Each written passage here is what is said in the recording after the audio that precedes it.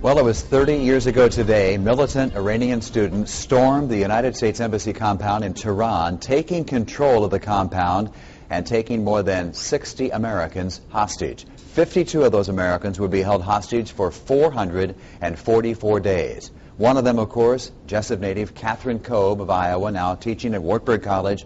The former U.S. diplomat says she was in the wrong place at the wrong time. I turned it into a spiritual retreat. You don't do it at 444 days at a crack. You do it sometimes 15 minutes at a time. Just the same way anybody deals with any traumatic situation, whether it's a terminal illness, a job loss. Fortunately, I didn't know it was going to be 444 days. It was another day and then another day. And then sometimes, as I said, another hour and another 15 minutes. And it's more than adequate. Iowan Kathryn Koob was one of just 2 women the Iranians held hostage throughout the entire 444 days of the international hostage crisis.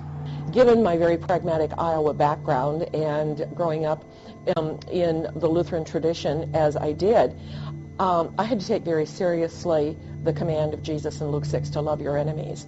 It took me 25 years, but I finally realized it was nothing I did. It's a gift. It's God's grace that enables us to move beyond anger and bitterness and resentment.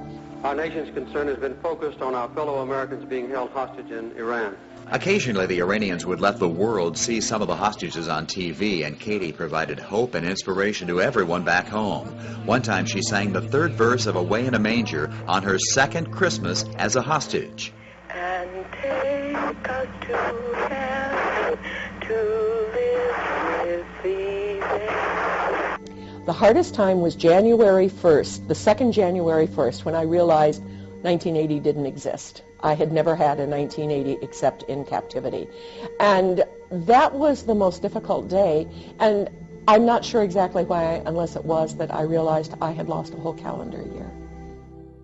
Always fascinating to talk with Kathryn Koob, and tonight at 10, Katie reflects on the remember that amazing welcome home for her and the other hostages, and how she says that American spirit is so needed even today as the United States is now fighting 2 wars overseas.